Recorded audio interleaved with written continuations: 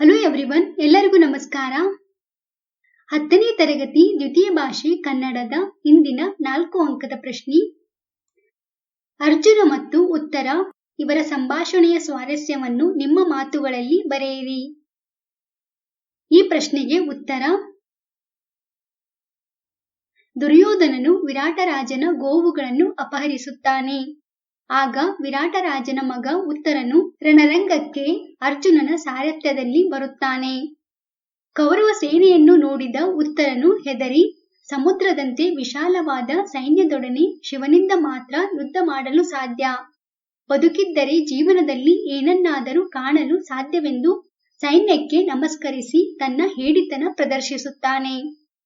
ಆಗ ಅರ್ಜುನ ರಥವನ್ನು ಮುನ್ನಡೆಸಿದಾಗ ಉತ್ತರ ರಥದಿಂದ ಹಾರಿ ಓಡುತ್ತಿರುವುದನ್ನು ಕಂಡು ಅರ್ಜುನನು ನಗುತ್ತಾನೆ. ಅರ್ಜುನನು ಉತ್ತರನಿಗೆ ಗದರಿ, ಅರಮನೆಯ ಹೆಂಗಳೆಯರ ಮುಂದೆ ಜಂಬ ಕೊಚ್ಚಿಕೊಳ್ಳುತ್ತಿದ್ದೆ. ಯುದ್ಧ ಭೂಮಿಯಲ್ಲಿ ವೈರಿ ಸೈನ್ಯವನ್ನು ಅರಿಯದೆ ನಾಡನರಿಯಂತೆ ವರ್ತಿಸಿದರೆ, ಹಲ್ಲು ಗೆಂಜಿದರೆ ಬಿಡುವುದಿಲ್ಲ. ಯುದ್ಧ ಮಾಡು ನಡೆ ಎನ್ನುತ್ತಾನೆ. ಆಗ ಉತ್ತರ, ಯುದ್ಧ ಭೂಮಿಯಿಂದ ಓಡಿದ ಪಾಪವನ್ನು ಅಶ್ವಮೇಧ ಯಾಗ ಮಾಡಿ ಕಳೆದುಕೊಳ್ಳಬಹುದು.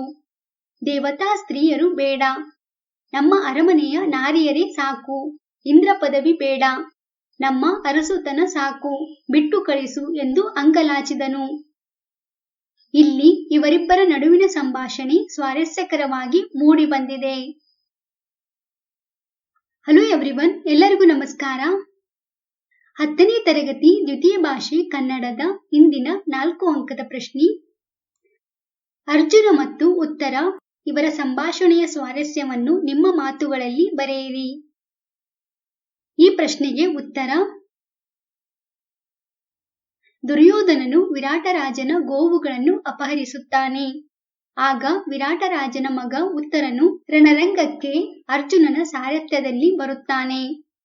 ಕೌರವ ಸೇನೆಯನ್ನು ನೋಡಿದ ಉತ್ತರನು ಹೆದರಿ ಸಮುದ್ರದಂತೆ ವಿಶಾಲವಾದ ಸೈನ್ಯದೊಡನೆ ಶಿವನಿಂದ ಮಾತ್ರ ಯುದ್ಧ ಮಾಡಲು ಸಾಧ್ಯ, ಬದುಕಿದ್ದರೆ ಜೀವನದಲ್ಲಿ ಏನನ್ನಾದರೂ ಕಾಣಲು ಸಾಧ್ಯವೆಂದು ಸೈನ್ಯಕ್ಕೆ ನಮಸ್ಕರಿಸಿ ತನ್ನ ಹೇಡಿತನ ಪ್ರದರ್ಶಿಸುತ್ತಾನೆ.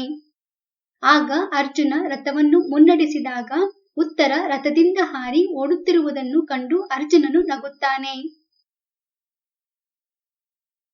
ಅರ್ಜುನನು ಉತ್ತರನಿಗೆ ಗದರಿ, ಅರಮನೆಯ ಹೆಂಗಳೆಯರ ಮುಂದೆ ಜಂಬ ಕೊಚ್ಚಿಕೊಳ್ಳುತ್ತಿದ್ದೆ. ಯುದ್ಧ ಭೂಮಿಯಲ್ಲಿ ವೈರಿ ಸೈನ್ಯವನ್ನು ಅರಿಯದೆ ನಾಡನರಿಯಂತೆ ವರ್ತಿಸಿದರೆ, ಹಲ್ಲು ಗೆಂಜಿದರೆ ಬಿಡುವುದಿಲ್ಲ. ಯುದ್ಧ ಮಾಡು ನಡೆ ಎನ್ನುತ್ತಾನೆ.